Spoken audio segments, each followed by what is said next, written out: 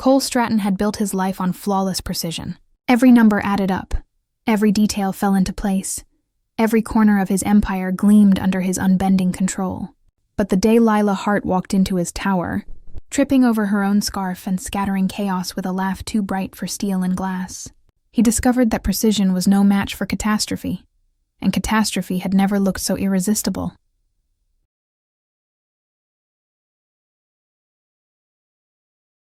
Stratton Tower was not a place where mistakes survived. The building itself seemed to enforce discipline.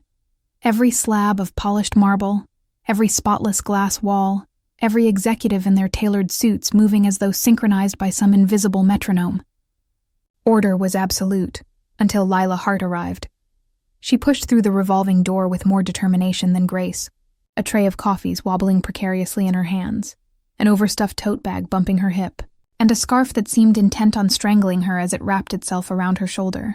Her first impression of the lobby was breathtaking, floor-to-ceiling windows, art installations worth more than her entire student debt, and the intimidating hush of power pressing down like weight. Her second impression came much faster. Her heels snagged on the seam of the marble floor, the coffee tray tilted. No. Too late.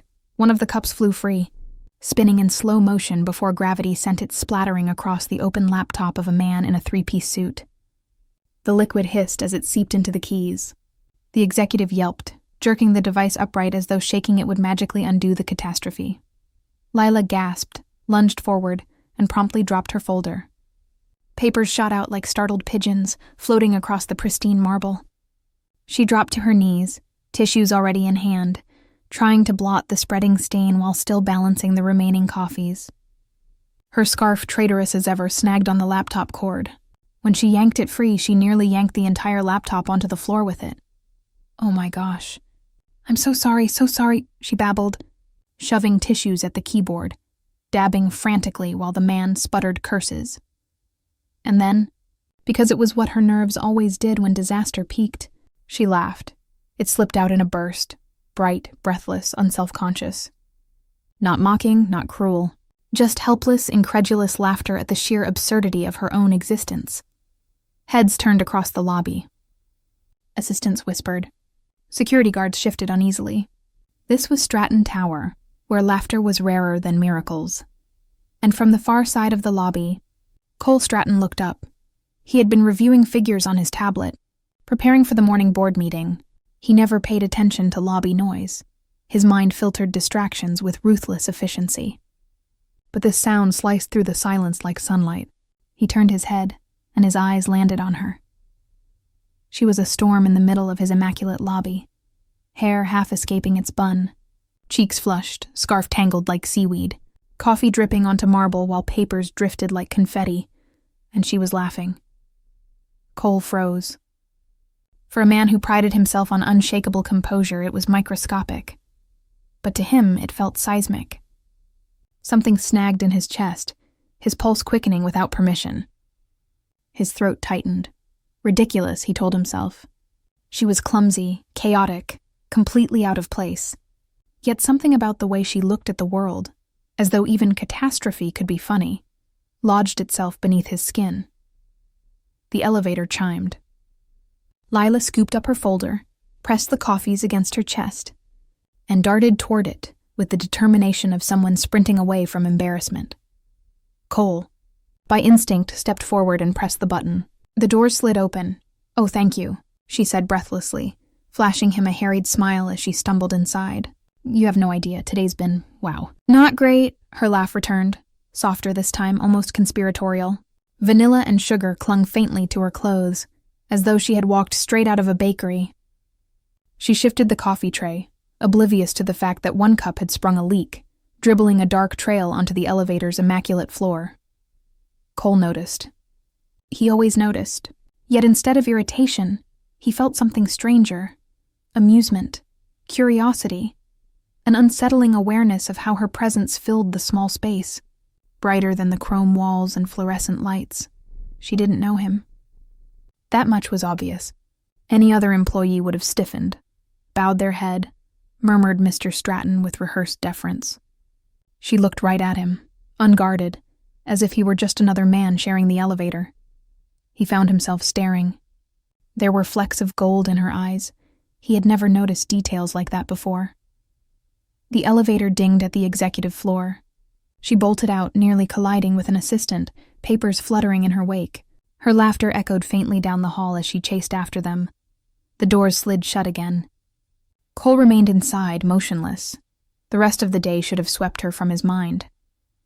He had contracts to review, a multi-million deal to negotiate, investors demanding his attention. His world was full of numbers, logic, control, and yet, in the middle of a board meeting, while a director droned about projections, Cole's mind replayed the sound of her laughter. Bright, unplanned, alive. He realized he hadn't heard anyone laugh like that in his tower in years. At lunch, while reviewing a proposal, he found himself staring at the neat black print on the page, only to see her in his mind's eye, dropping papers across the marble like confetti. By the time he returned to his penthouse that evening, the thought had become impossible to shake. The city stretched below his windows, sharp and glittering. Usually he relished the view, proof of everything he'd conquered. Tonight the lights blurred. His glass of water sat untouched on the table. His tablet blinked with unanswered emails. Instead of strategy, his thoughts circled back to chaos. To a girl with a scarf too long, a tray of coffee too heavy, a laugh too bright. Cole Stratton didn't get distracted. He didn't stumble, didn't pause, didn't waste time on anyone who wasn't essential to the empire he'd built. But she hadn't asked for his attention, hadn't tried to impress him, hadn't even realized who he was. That should have made her invisible. Instead, it made her unforgettable. Hours later, long after midnight, Cole lay awake in his meticulously ordered bedroom. He could recall entire financial statements from memory, yet what replayed was the sound of her laugh. It shouldn't matter. She shouldn't matter. And yet the truth pressed against his ribs with each heartbeat. Lila Hart had walked into his tower like a walking catastrophe, and she had left with something Cole Stratton had never meant to give away: his peace. That night, Cole found himself replaying the sound of her laughter, unable to explain why it unsettled him so deeply.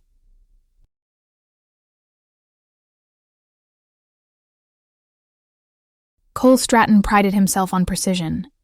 His empire was built on it, every number, every report, every decision timed with ruthless accuracy.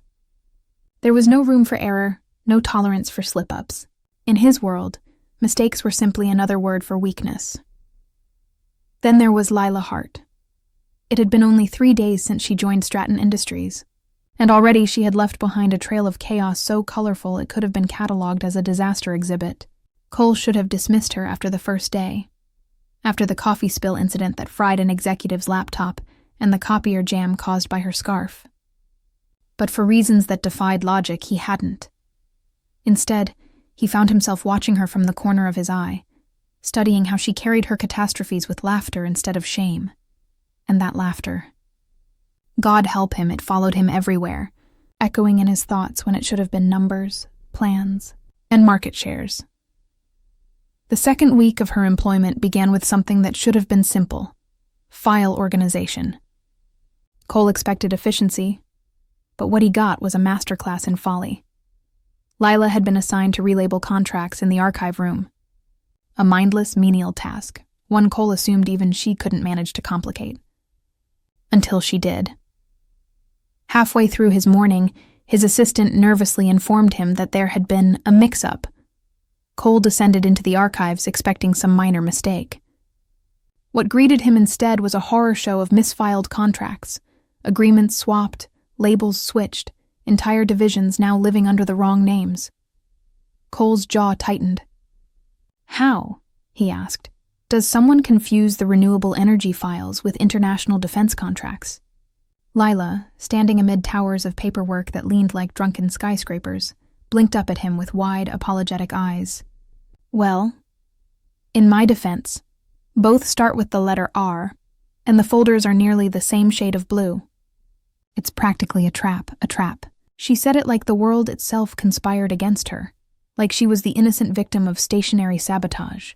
Cole should have been furious, should have called security, should have ended this disaster masquerading as employment. But instead, something traitorous in his chest stirred. The sight of her, standing ankle-deep in paper carnage with ink smudged across her cheek, was absurd. Absurd and disarmingly endearing. He forced his expression into ice. "Fix it now." "Yes, sir," she chirped.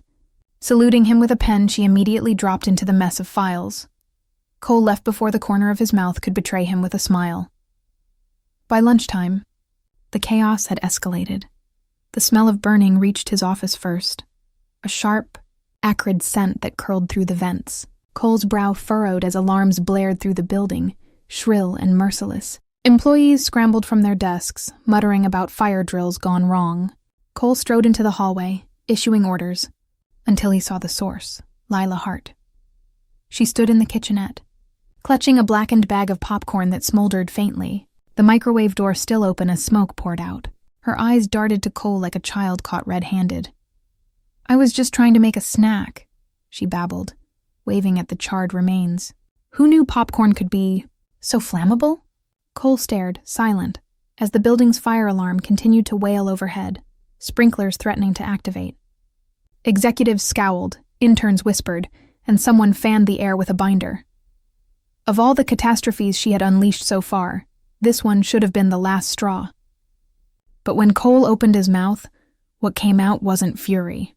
"Step away from the microwave." His voice was low, taut with restraint, but not the kind he expected. It wasn't rage he was swallowing. It was laughter. Laughter, sharp and dangerous, threatening to break free in front of half his company. Her face flushed. "Right. Sorry. No more popcorn. Ever." The fire department arrived, gave the all clear, and the building slowly returned to order. Cole retreated to his office, slamming the door shut behind him, his hands pressed to his temples. She was a walking catastrophe, a liability, a disruption of the highest order, and yet his pulse still thundered, his throat dry as though he'd been standing in smoke longer than anyone else. That afternoon, just when Cole thought the storm had passed, Lila struck again. He was reviewing quarterly reports when his inbox pinged. A company-wide memo. Not unusual, except this one had the subject line, "Why billionaires shouldn't wear skinny jeans." Cole's eyes narrowed. He opened it. The message, written in Lila's bright, unfiltered voice, was clearly intended for a friend. It discussed, at alarming length, the tragic state of men over 40 attempting youthful fashion choices. It included bullet points. And gifs, several gifs. The entire executive board was copied. For a moment, silence reigned. Cole sat frozen, staring at the screen, imagining the shock rippling through every department. His empire, the fortress of efficiency he had built, undone by a woman who thought email was a toy. His phone rang almost instantly. The head of PR, his voice tight. "Cole, we may have a situation." Cole ended the call without responding. He was already moving, striding across the floor with long, purposeful steps. When he reached Lila's desk, she looked up, pale and horrified, realizing too late what she'd done. Oh no. No, she whispered, her hands flapping helplessly like wings that couldn't lift her out of disaster. "That was supposed to go to my cousin, not the entire board." Cole leaned down, close enough that she froze. He should have torn into her. Should have demanded her resignation right there, in front of everyone. But when his eyes met hers, when he saw the sheer panic in them, his anger fractured. Something else slipped in, something reckless, something that made his pulse spike. "Fix it," he said softly, his voice a blade wrapped in velvet. I'll try," she stammered. He straightened, walking away before his expression betrayed him. The truth was dangerous. Instead of fury, he felt amusement rising like heat under his skin. And beneath that, a deeper, more unsettling truth. Her chaos thrilled him. That night, when the office emptied, Cole lingered in his penthouse suite at the top of the tower. He told himself he was reviewing contracts, but the truth was simpler and far more damning. He replayed her laughter in his mind, the sound of it ringing over the blaring fire alarms, cutting through smoke and panic. He saw her standing in the wreckage of the archive room, her defiance as absurd as it was magnetic. It unsettled him. It irritated him. It electrified him. And when he finally closed his eyes, exhaustion dragging him under, it wasn't numbers or deals or polished futures that filled his dreams. It was Lila Hart, bright, clumsy, impossible Lila, laughing in the ruins she left behind. A spark he couldn't shake. Cole told himself she was a distraction he didn't need, but the distraction was growing irresistible, and for the first time in his life, he feared he couldn't control it.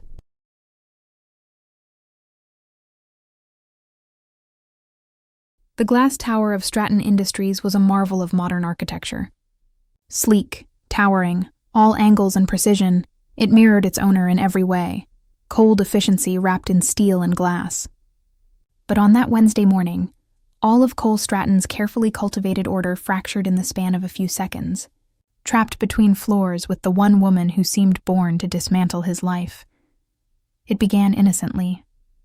Cole stepped into the executive elevator as he had countless times before, his movements precise, efficient. He carried his tablet, his mind already running numbers, schedules, projections. The doors slid closed with their usual whisper of finality. Only this time, someone slipped in at the last second.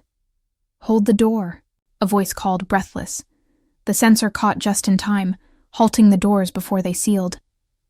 And then she was there, Lila Hart, cheeks flushed, hair slightly askew, juggling a stack of folders that teetered like a circus act. She stumbled inside, nearly dropping everything in her arms. Cole's grip on his tablet tightened. Of all the elevators in this skyscraper, of all the timing in the world, it had to be this one. "Oh," Lila gasped, realizing who stood inside. "Morning, Mr. Stratton." Her smile was too bright, too unguarded. The kind of smile that didn't belong in the polished silence of this place. Cole gave a curt nod, his throat dry. The doors slid closed. The elevator hummed. And then, jerked violently, Lila squealed, grabbing the railing for balance. Papers scattered like startled birds, fluttering around their feet. The elevator shuddered once, then went still. Cole pressed the emergency button. Nothing. He tried again. Still nothing. The screen above the door blinked, then went dark. They were stuck. For a moment, silence. "Then, well," Lila said, crouching to collect her papers. "At least it's not on fire. That's progress, right?" Cole stared at her, incredulous. They were suspended between floors, sealed in a steel box, and she made a joke. His throat constricted. Not from irritation, though that was there too, but from something else. Something sharp, dangerous. He realized he was hyper-aware of her presence, of how the small space suddenly felt suffocating with her so close. She stacked her papers with exaggerated care, her brow furrowed in concentration. "You know, I think elevators have it out for me. Once, in college, I got stuck in one with my entire cheerleading squad. Worst 2 hours of my life." Cole didn't respond. He couldn't. His voice would betray him. She glanced up at him, her eyes catching the fluorescent light overhead. For the first time, Cole noticed the flecks of gold in them. Gold, threaded through brown like sunlight trapped in amber. He had sat across negotiating tables from men who held nations in their grip, stared down rivals without blinking, but right now, he couldn't look away. The silence stretched. Lila fidgeted, shifting her weight from foot to foot. Then, as if determined to fill the void, she began to chatter. "So, do you ever get scared in these things? Elevators, I mean. They're basically metal coffins dangling by cables. One wrong move, snap, down we go." She mimed a falling motion with her hand, complete with a whistle sound effect. Cole's jaw clenched, his chest tightened. Not at her words, but at her presence, her energy, her warmth filling the small space like sunlight in a place that had only ever known frost. She leaned against the railing, sighing dramatically. "If we're stuck here for a while, I should probably introduce myself properly. I'm Lila Hart, disaster specialist, professional coffee spiller, copier destroyer, email humbler of billionaires." Cole's lips twitched, the beginnings of a smile. He crushed it instantly, forcing his features back into their usual mask. But inside, something unsteady shifted. "Anyway," she continued, oblivious, "I know I'm not exactly employee of the month material, or week, Or day. Or hour. She grinned sheepishly. But I promise I'm trying. Trying. She said it with no pretense, no hidden agenda. Just honesty laid bare. Cole wasn't used to honesty in his world. People masked themselves, polished their words, calculated their moves. But Lila? She was chaos incarnate, with no filter, no shield. And it disarmed him more than any hostile takeover ever had. The elevator creaked softly, a reminder of their predicament. Lila looked up at the ceiling. Do you think they'll find us soon? Or should we start rationing water? You've got water, right? No? Okay, never mind. I'll just eat my granola bar. She dug into her bag and triumphantly produced a crumpled wrapper. Cole watched, half horrified, half entranced, as she offered it to him like a peace treaty. Want some? He shook his head, unable to speak. His throat was too dry. She shrugged, unwrapping it. Your loss. Minutes stretched into more. The air grew warmer, the space tighter. Cole shifted, adjusting his tie, though it suddenly felt like a noose. Every accidental brush of her arm against his sent jolts through him. Her presence filled every inch of the elevator, every corner of his awareness, until he could think of nothing else. And she kept laughing, at herself, at the absurdity of the situation, at the granola bar that crumbled in her hands. That laughter, light and unrestrained, wrapped around him like a tether he couldn't break. For the first time in his life, silence wasn't control. It was surrender. He realized then, with a clarity that unsettled him, that he didn't want the elevator to start again. Didn't want the doors to open. Didn't want this fragile, absurd moment with her to end. The thought shook him. He had never wanted before, not like this. Not with this intensity that pressed against his ribs, that made his pulse stutter, that left him vulnerable in ways he had sworn never to be. At last, after what felt like hours, the elevator jolted back to life. The lights steadied, the hum returned, and the doors slid open with a whisper. The spell broke. Lila gathered her folders, brushing crumbs from her skirt. Well, that was cozy. She gave him another of those disarming smiles, as if being trapped in an elevator with the most intimidating man in the city was just another anecdote for her ever-growing list of mishaps. Cole said nothing. He couldn't. Not when his chest still burned. Not when his thoughts were still tangled in the golden flecks of her eyes. She stepped out, humming softly, leaving him standing frozen inside the steel box. And in that moment, Cole Stratton, billionaire empire builder, master of control, realized the most terrifying truth of his life. He hadn't wanted the doors to open. When the elevator doors slid apart, Cole knew he should have felt relief. Instead, he felt loss, and the realization that for the first time, he wanted to be trapped forever.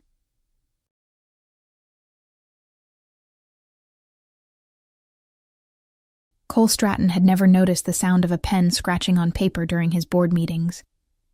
He'd never registered the tap of shoes under the conference table, never cared for the stifled yawns of his executives. Meetings were business, efficient, focused, stripped of anything resembling warmth until her. Now, every meeting carried a new rhythm, a background melody of Lila Hart's presence. She wasn't even supposed to be there most of the time. She wasn't part of the executive board, didn't belong at the mahogany table that stretched across the gleaming conference room. Yet somehow, she always managed to be in the vicinity, dropping off files, delivering coffee, taking notes when an assistant was absent. And Cole, who had once despised inefficiency, found himself watching for her. On this particular morning, the board gathered to discuss the latest acquisition. It should have been routine. The numbers were clean, the strategy airtight. Cole's empire was expanding with its usual precision, but as he began outlining projections, his gaze caught on her. Lila sat in the corner, a notepad balanced on her lap, pen in hand. But instead of taking notes, she was doodling. Little stick figures in business suits, one of them labeled Mr. Bossy Pants. Cole almost choked on his own breath. He continued speaking, voice steady, but his pulse betrayed him. No one else noticed. No one ever noticed her. At least, not in the way he did. She glanced up suddenly, meeting his eyes. For one suspended moment, the world narrowed to the two of them. She blinked, startled, then offered a sheepish smile before returning to her doodles. Cole's chest tightened. He forced his attention back to the numbers flashing across the screen, but the figures blurred. All he could see was the curve of her smile, the ease of her expression. He'd built empires by compartmentalizing, by locking emotion behind steel doors, yet one absent-minded grin from her, and his empire cracked. Halfway through the presentation, disaster struck. Lila shifted in her chair, balancing her notepad on the edge of the table. At that exact moment, the stack of reports she carried slid from her lap. Dozens of papers cascaded to the floor with a sound like crashing waves. Every executive froze. All eyes darted to the source of the chaos. Lila gasped, dropping to her knees to scoop up the scattered pages. "I'm so sorry," she whispered, though the whisper carried in the otherwise silent room. Cole's executives looked to him, waiting for the explosion. He was notorious for his intolerance of disruption. Meetings ran like clockwork, or else, but Cole said nothing. His throat had gone dry, his pulse hammering, because in that moment, watching her scramble on the floor, brushing hair from her face as she gathered papers with frantic energy, he felt something he had no business feeling: tenderness. His chest ached with it. He wanted to kneel beside her, help her, tell her it didn't matter. But he couldn't. Not here, not in front of everyone. So instead, he cleared his throat, forcing his voice to stay level. "Continue," he told the executives, though his eyes lingered on her longer than they should have. The meeting resumed, numbers filling the air again. But Cole's focus was fractured. He caught sight of her flipping through the reports she'd gathered, cheeks flushed pink. She whispered to herself, wrong pile," before shoving them into some semblance of order. He should have been irritated. He should have been furious. Yet all he felt was that same, unsettling pull. And then, just as he reached the critical point of the presentation, projected revenue growth, the moment he demanded absolute attention, Lila sneezed. Not once. Not twice. 3 times in quick succession. The executives glanced around, alarmed. Lila muttered an apology, fumbling for tissues in her bag. A packet of gum, a compact mirror, and what looked like a half-eaten granola bar tumbled out onto the conference room floor. Cole gripped the edge of the table. He should have been mortified. She should have been invisible to him. But all he could think, absurdly, was how endearing she looked. Cheeks flushed from sneezing, brow furrowed as she tried to gather her scattered belongings. And then, she laughed. It wasn't a polite, restrained chuckle. It was a full, unguarded laugh at herself, at the chaos she'd caused, at the absurdity of it all. The sound spilled into the sterile conference room, softening its sharp edges, filling it with something it had never known. Warmth. Cole's heart stuttered. He had closed billion-dollar deals without blinking. He had faced down hostile competitors with ice in his veins, but one laugh from Lila Hart, and he felt powerless. The meeting stumbled to an awkward end. Executives shuffled out, murmuring about projections and deadlines. Cole remained seated, staring at the screen but seeing nothing. When the room finally emptied, Lila stood, clutching her notepad. She hesitated, then offered him a lopsided smile. "Sorry for all of that. I'm basically a human earthquake." Cole didn't trust his voice. His throat was too tight, his chest too heavy, so he merely nodded, hoping it would disguise the chaos inside him. She left, humming softly under her breath as she walked down the hall. Cole leaned back in his chair, pressing a hand to his temple. This was madness. She was a distraction, a liability, a storm tearing through the precise world he had built. And yet, his gaze fell on her abandoned notepad. She had left it behind in the flurry of her departure. He reached for it, flipping through the pages. Doodles filled the margins, smiling suns, lopsided stars, caricatures of executives with exaggerated noses, and in the corner of one page, a small drawing of him. It was ridiculous, barely recognizable. A square jaw, stern eyebrows, a tie too large for his body. Beside it, she had scrawled, "Mr. Stoic Pants." Cole's breath caught. He should have been offended. Instead, he felt his lips twitch again, the dangerous edge of a smile. He closed the notepad, setting it carefully on the table. But the damage was done.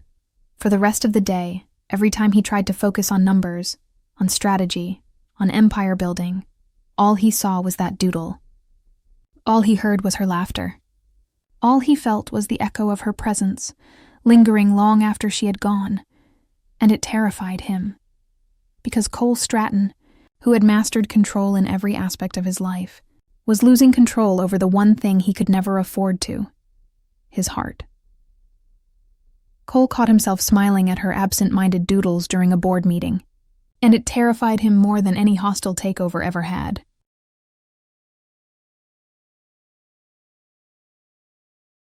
Cole Stratton had never thought of dinner as a dangerous undertaking. To him, meals were simply part of the routine of living, efficient refueling between 12-hour workdays, a chance to hold court with investors or seal agreements with wary clients. He preferred business dinners to social ones, because at least with business, he understood the rules. A restaurant was simply another boardroom with candles and polished glassware. The conversation was purposeful, the timing controlled, the outcome predictable. That was how he liked it. But nothing about tonight promised predictability, and that knowledge unsettled him. He had sent the invitation impulsively, a move so unlike him that even after pressing send, he had stared at the glowing screen, wondering if he had temporarily lost his mind. Dinner, tonight, my treat. No clarification, no business context, no convenient excuse hidden between the lines. It had not been phrased like a meeting. It had not been masked as a necessity. It was simply dinner. With her. And that was the part he couldn't explain. Why Lila Hart, of all people, had invaded his thoughts to the point that he found himself inventing reasons to extend time with her. Why her laugh had stayed with him long after office hours, replaying itself with annoying persistence in the back of his mind. Why the memory of her clumsy yet endearing catastrophes had made the corners of his mouth twitch when he should have been focused on a quarterly report. She was chaos and he was control. He had built his entire fortune, his entire reputation, on the elimination of surprises. Yet here he was, waiting at an immaculate restaurant table, early even by his own standards, nerves humming like static in his chest. The restaurant had been chosen with care, sleek architecture, clean lines, and an atmosphere that promised discretion. The lighting was subtle, casting every table in a flattering glow. Waiters glided silently between patrons, anticipating needs before they were spoken.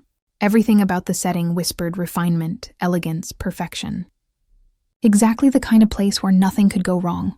But even as he adjusted his cufflinks and scanned the menu without absorbing a single word, Cole knew perfection was an illusion the moment she walked through the door. Lila Hart did not enter rooms. She arrived in a way that shifted the air itself, as though some bright ripple of energy followed wherever she went. Tonight, in a navy dress that draped around her like water, with hair loose and tumbling over her shoulders, she looked at once nervous and radiant. Her eyes, wide, searching, caught the light with a golden shimmer that made his chest tighten. For a second, he almost forgot to stand. He rose too quickly, nearly knocking over his glass, then caught it in time, disguising the graceless motion with a brisk gesture. Lila. She smiled, tentative but warm, and for a man accustomed to studied charm and flawless social graces, that small, unpolished smile had more effect than any practiced seduction. They sat, and for a heartbeat, silence stretched. He reached for control as he always did, but the evening had already slipped its leash. The first misstep was laughably small: bread. The waiter had placed a basket of warm rolls on the table, steam still rising. Cole reached for one just as Lila did, their hands brushing. She yanked hers back as though burned, and the roll she had grasped bounced from her fingers, ricocheting off the edge of the basket before landing squarely in his lap. Cole looked down at the roll resting on his thigh, then back at her horrified expression. He had stared down hostile takeovers with less intensity. "Oh my God," she whispered, mortified. "It's fine," he said, voice calm, though the corner of his mouth twitched dangerously. Just a roll, but her panic was greater than the situation required. She leaned forward, reaching under the table in an effort to retrieve it, entirely forgetting where it had landed. Her hand brushed against his leg and time stopped. Her eyes widened. His pulse spiked. For a fraction of a second, it was as if the world narrowed to that one accidental touch. She snatched her hand back as though electrocuted, nearly tipping her chair in her haste. I wasn't bred. I was... Oh, God. Cole swallowed a laugh, the sound dangerously close to escaping. He forced composure, though the air between them had grown charged in ways he hadn't anticipated. "Let's order wine," he suggested evenly, desperate for distraction. But wine only deepened the disaster. The waiter poured with practiced elegance, presenting the vintage with flourish. Cole raised his glass, searching for a safe toast. "To efficiency," he offered, though it sounded absurd in context. "To not dropping bread on your boss," she countered with a rueful grin. Clinking her glass against his, he almost smiled. Almost. She took a generous sip, and then choked. The wine went the wrong way, and in a spectacular spray, crimson droplets arced across the tablecloth, onto the pristine white surface, onto her dress, and most disastrously, across his shirt. Cole blinked down at the stains spreading across the crisp fabric. Lila's eyes went wide with horror. "Oh no!" She scrambled for her napkin, leaning forward across the table to dab frantically at his chest. "I'm so sorry. This is, wow, right on your, Her hand pressed against him, the napkin moving in small, nervous circles. His muscles locked, throat dry. No one touched him like this. No one dared. And yet here she was, blotting at his shirt, utterly unaware of the effect it had on him. His composure cracked. "Lila," he said quietly, his voice low enough to still her hand. She looked up, startled, meeting his eyes. "It's fine," she pulled back, face crimson. But it wasn't fine. Nothing was fine. His heart was still pounding against the very spot her hand had pressed. The meal arrived, but she was visibly rattled. With determined precision, she picked up her fork. Okay, no more disasters. The universe, it seemed, had not received the memo. Her dish was a fragile construction of seafood and pasta, balanced artfully on the plate. The first bite slipped from her fork, tumbling onto the immaculate tablecloth. She gasped. Cole arched an eyebrow but said nothing. She tried again, this time twirling the pasta with more determination. The strands swung wildly, one whipping free and landing against her dress in a streak of sauce. She looked down at the stain, then back at him, deadpan. "You're probably wondering why you invited a feral raccoon to dinner instead of a normal human woman." The laugh escaped him before he could stop it. A short, sharp burst that startled even him. Lila stared, stunned. "Did you just laugh?" He cleared his throat, attempting neutrality. "That was a cough." "Sure it was," she teased, grinning. And suddenly, he wanted her to keep teasing him, to keep unraveling every layer of control he had so carefully built. By the end of the meal, both had abandoned pretense. He found himself speaking more freely than he intended, asking questions not about work, but about her family, her favorite music, the clumsy stories she told on herself with self-deprecating humor. She was chaos, yes, but chaos with warmth. Warmth he hadn't realized he'd been starved of until now. Dessert was offered, but he declined, fearing that one more course might result in bodily injury. Instead, he suggested coffee at his penthouse. He told himself it wasn't a line. He simply wanted more. She hesitated, then agreed.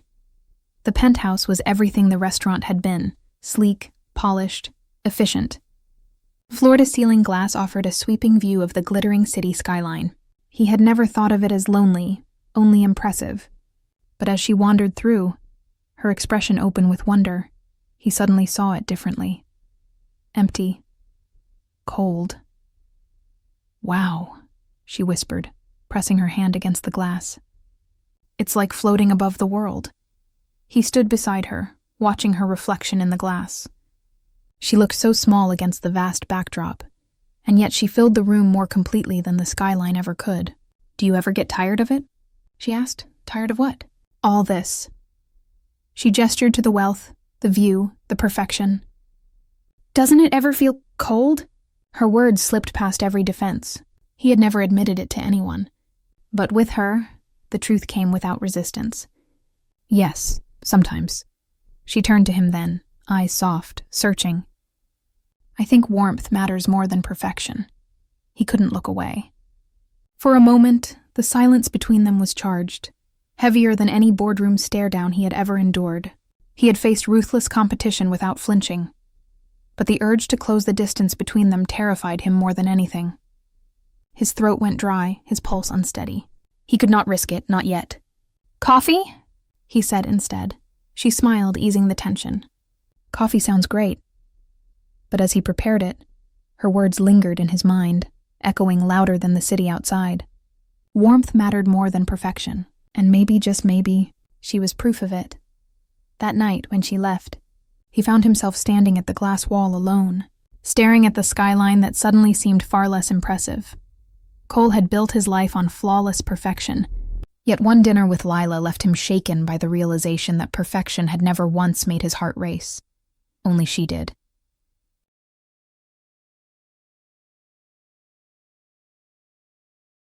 Cole Stratton had always prided himself on his ability to control outcomes. Numbers bent to his will.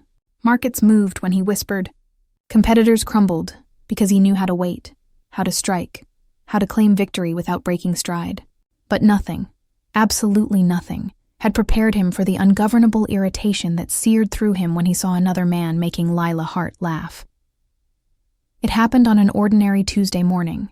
In the sleek expanse of the glass tower lobby, Cole had arrived earlier than usual, determined to clear his head after the dinner that had left him more undone than he cared to admit. He had spent half the night pacing his penthouse, replaying every moment, every clumsy disaster, every bright smile she had offered him. The way she had touched his shirt with frantic apologies, the way her eyes had softened when she spoke about warmth, mattering more than perfection. Those words had lodged themselves in his chest like a stubborn thorn. He had told himself a brisk morning of meetings and quarterly updates would burn away the distraction. And then he saw her. She was standing by the reception desk, a stack of files hugged awkwardly against her chest, strands of hair falling loose around her face. She was smiling, radiant, unrestrained, and the sound of her laughter drifted across the marble floor. But she wasn't laughing at him. She was laughing with someone else. The man was new. Cole vaguely recalled approving his hire last week, a polished consultant with too perfect hair and a reputation for charm.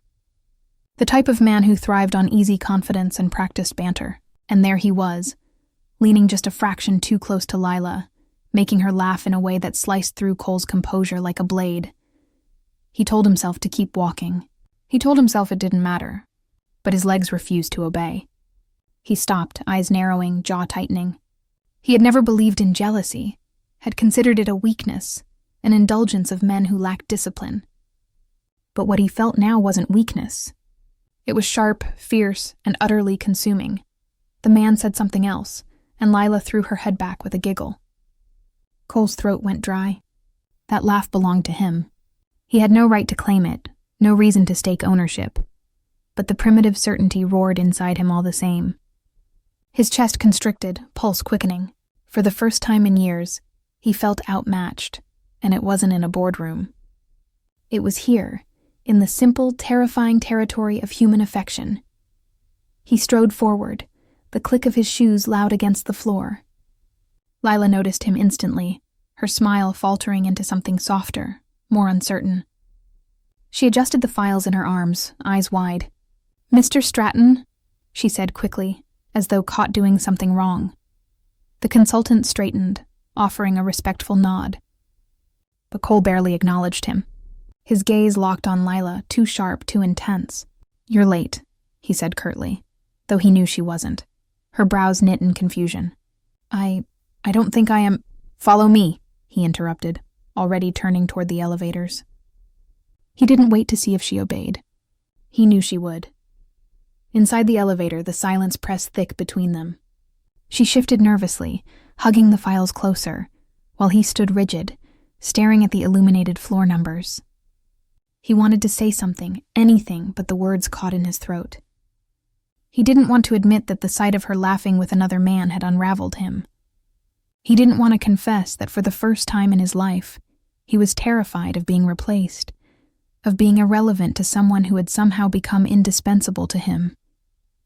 "You seemed upset," she said cautiously, her voice breaking the silence. "I'm not upset," he replied too quickly, his tone clipped. She blinked at him.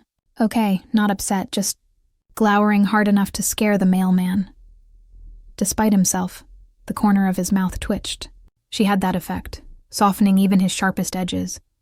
But the tension remained, thick and unyielding. When the doors opened onto his office floor, he gestured for her to follow.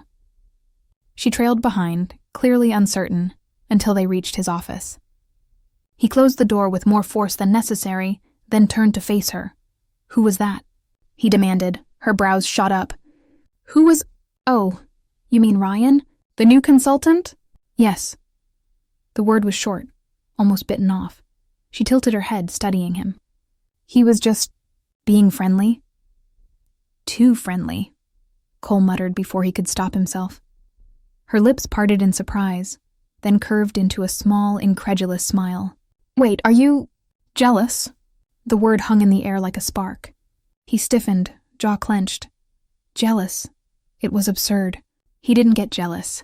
He didn't get undone by anyone, let alone a klutzy assistant with a talent for turning the simplest tasks into minor catastrophes. And yet, here he was. He said nothing, which was answer enough. Her smile widened, softening into something almost teasing. "Oh my God, you are." Heat flared in his chest, a mixture of irritation and something dangerously close to vulnerability. "Focus on your work, Lila," he said brusquely, turning toward his desk. But the words rang hollow even to his own ears. She lingered, watching him, her eyes glimmering with something he couldn't name. And then she left, the door clicking softly behind her. But he couldn't focus. Not on the reports, not on the meetings, not on anything. All he could see was her laughing with someone else. All he could hear was her voice teasing him with the truth he couldn't deny. He was jealous, and that terrified him more than any hostile takeover ever had. The rest of the week was a study in contradictions. He found himself inventing reasons to keep her in his office, reviewing files she didn't need to review, assigning tasks that could have been handled elsewhere, asking questions he already knew the answers to. Anything to occupy her time, to ensure that laughter was directed at him instead of anyone else. She noticed. Of course she noticed. Lila was many things, scatterbrained, clumsy, prone to chaos, but she wasn't oblivious. She would tilt her head at him with a bemused expression whenever he called her in for the third time in an hour. She would glance at the clock, then back at him, as though trying to puzzle out his motives. And sometimes when she caught him staring too long, she would smile. Soft, uncertain, but enough to make his heart lurch painfully in his chest. The consultant, Ryan, continued his attempts at charm, but Cole made certain their paths rarely crossed. When they did, his presence was enough to send the man scurrying elsewhere. The message was clear, unspoken but undeniable. She was not available. Not to him. Not to anyone. Cole told himself it was rational. He told himself it was strategy. But in truth, it was nothing more than a primal need he couldn't suppress. He had never wanted anything so badly, so irrationally. Not control, not profit, not victory, just her, and that terrified him most of all. That night, long after the office had emptied, Cole remained at his desk, staring at the city lights beyond the glass. He had conquered markets, built empires, bent the world to his will. But none of it mattered, because somewhere out there, Lila Hart was laughing, and all he wanted was to be the reason why. Cole had fought rivals and toppled giants without blinking, but now he faced a battle he didn't understand.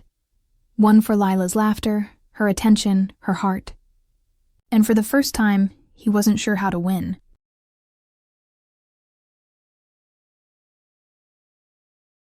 By Friday morning, Cole Stratton was a man on the edge, though he'd never admit it out loud.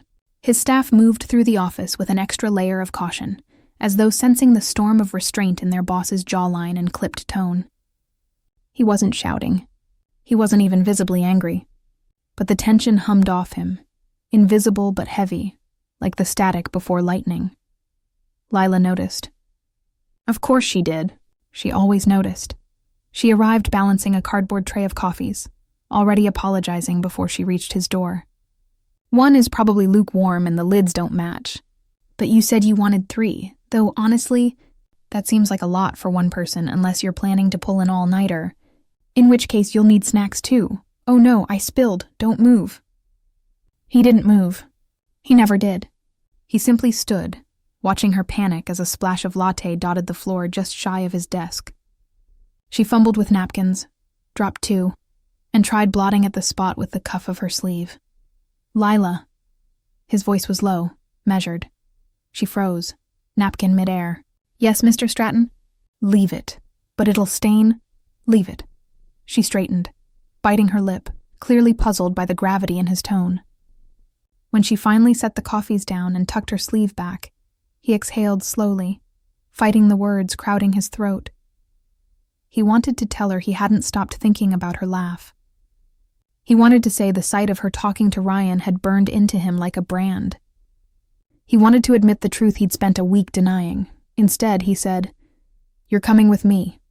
Her eyes widened. Coming? Where? Meeting, noon, downtown. I wasn't on the schedule. You are now. She blinked. Oh, okay then. Should I bring... Just yourself. The words came out rougher than intended, but he didn't correct them. He didn't explain. He simply turned back to his desk, already knowing she'd follow. When noon arrived, his car was waiting, sleek and black against the curb. She slipped into the backseat beside him, fiddling with the hem of her cardigan as the driver pulled into traffic. Where are we going exactly? She asked after a stretch of silence. Midtown, he said. New development proposal. Oh, she nodded, though her expression was doubtful.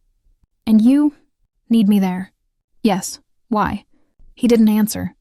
Couldn't.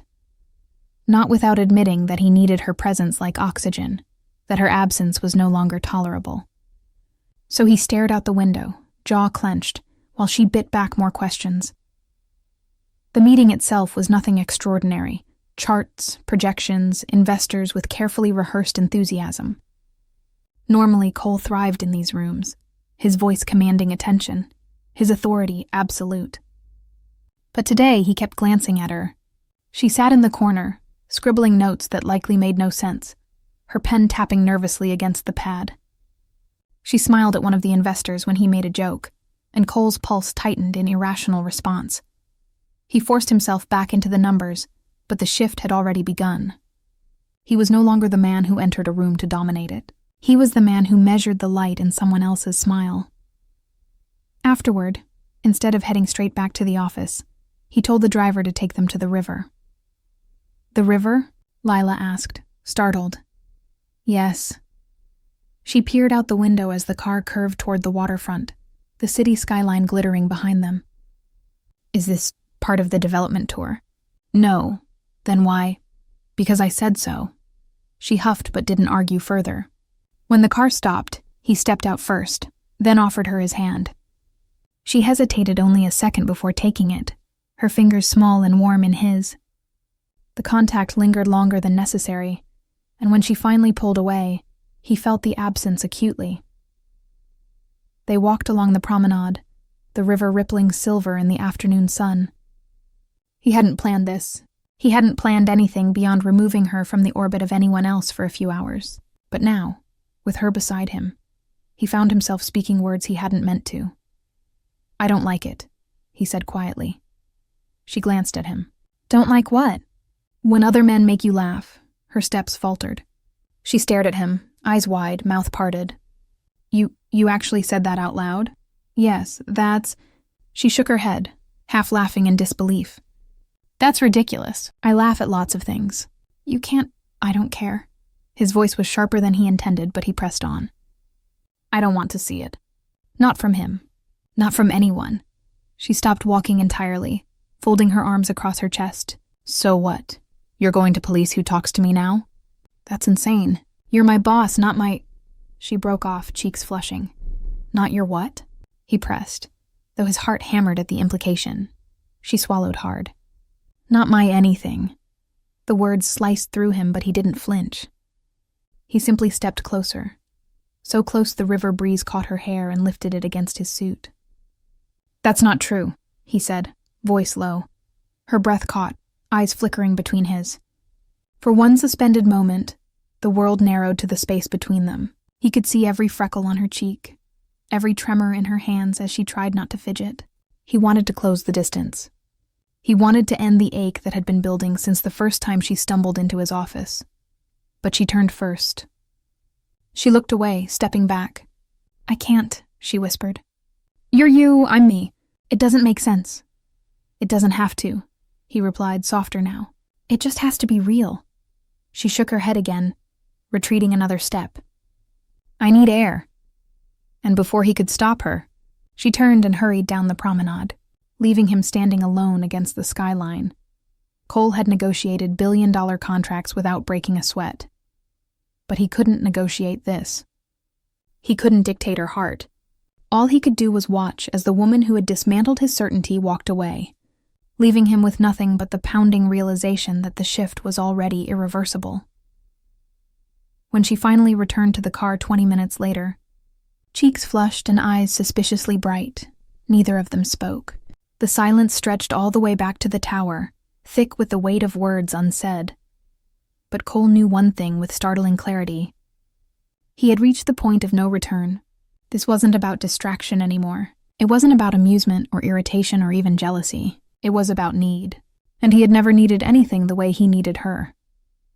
Lila could deny it. He could restrain it. But the truth had already broken loose. Something between them had shifted forever, and neither of them could pretend it hadn't.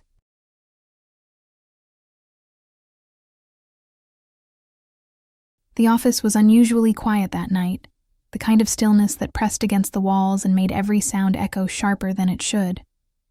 Most of the staff had left hours ago, retreating to their families, their dinners, their lives. But one light still glowed near the far end of the executive floor. Lila Hart sat hunched over her desk, papers spread across every surface like the aftermath of a storm. Her pen scratched furiously, then paused, then scratched again. Her brows knitted together in concentration, lips pressed into a determined line.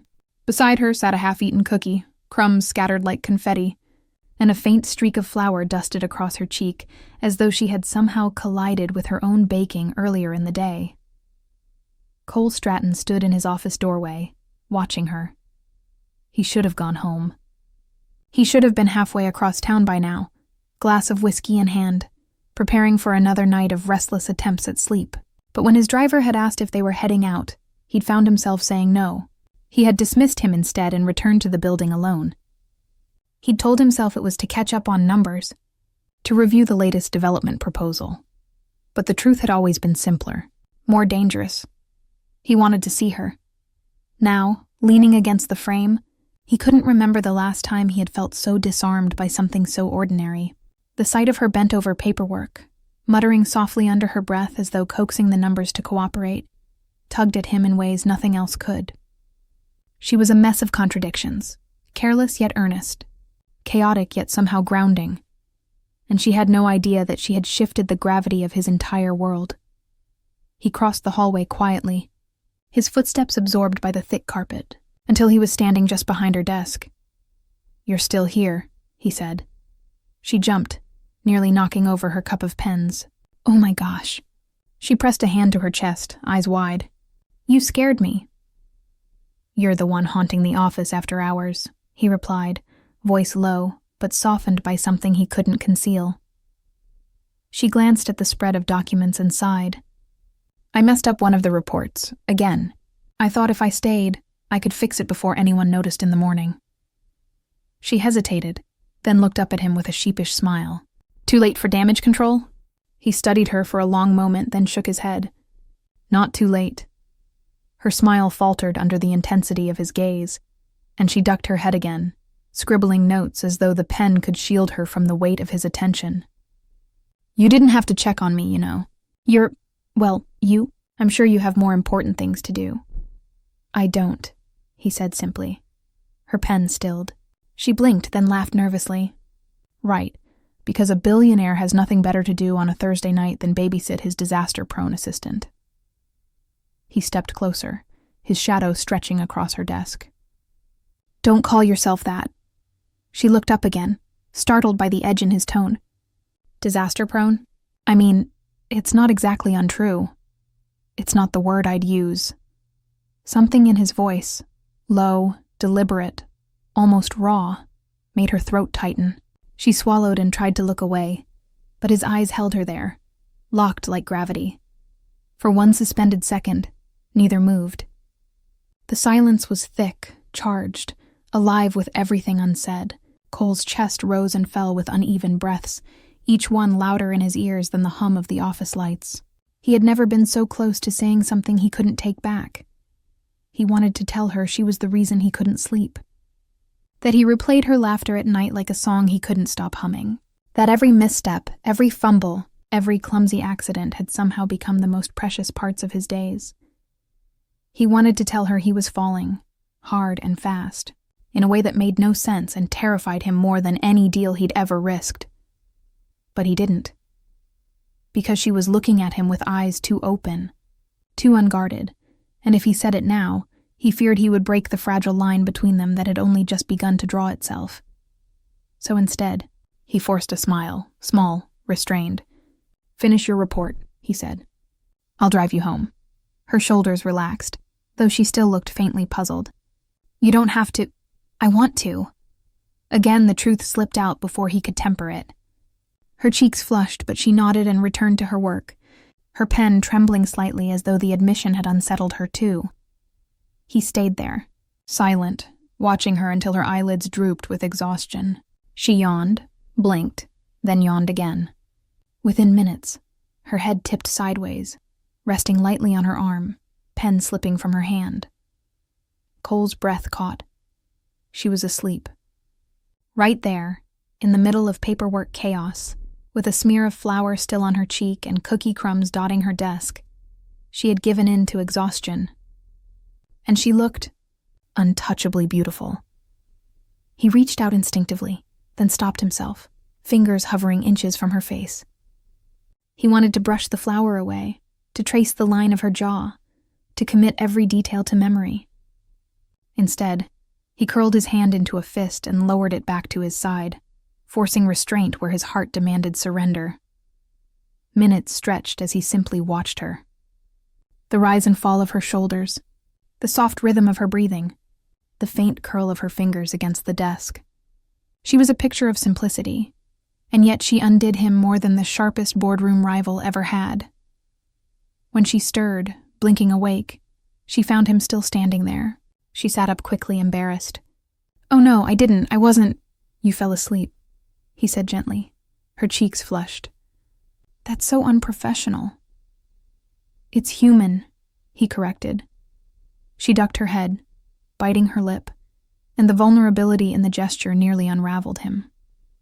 He wanted to tell her everything in that moment, to strip away the last of his defenses and lay his heart bare. The words rose in his throat, urgent and fierce. "I care about you. I need you. I don't want to imagine my life without you." But when he opened his mouth, nothing came. He swallowed the confession back, the weight of it burning in his chest. Instead, he said, "Come on. I'll take you home." She looked at him for a long moment, searching his face as though she sensed the storm beneath his calm. Then she nodded, quietly gathering her things. The drive was silent, filled with words neither of them dared to speak. But when she stepped out of the car, her laughter, soft, tired, unguarded, echoed in his ears like the sweetest torture. And as Cole Stratton watched her walk away into the night, he knew with crushing certainty he was already lost, and there was no way back. The confession lingered unspoken, but Cole felt its truth burning inside him. One day soon, he would have no choice but to say it out loud.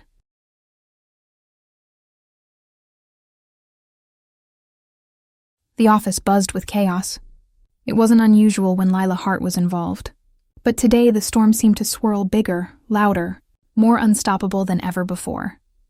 The quarterly client showcase was supposed to be a model of Cole Stratton's empire, polished, efficient, flawlessly executed.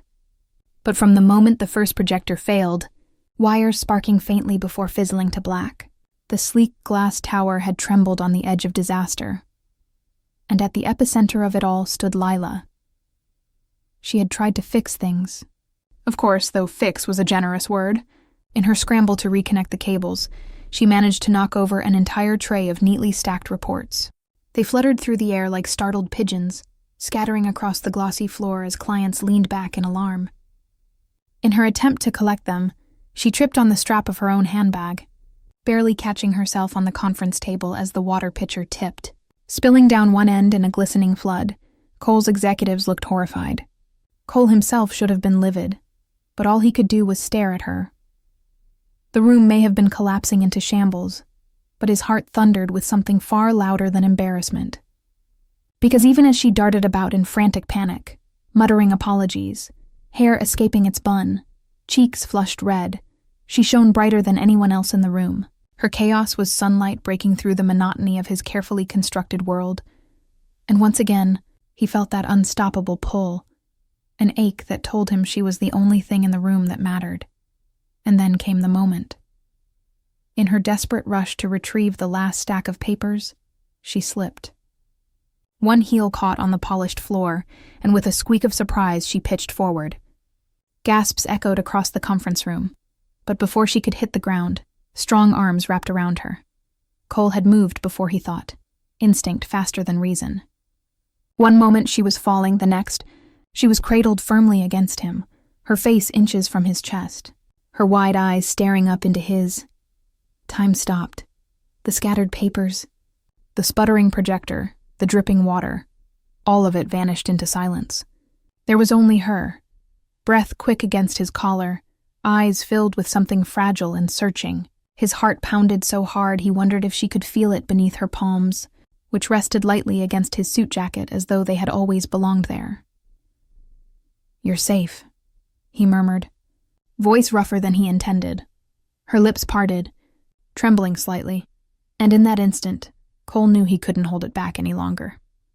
He couldn't go another day pretending this was a distraction, another hour burying what had already consumed him. "Lila," he said, her name breaking from him like a vow. "I can't keep this to myself anymore." Her breath caught.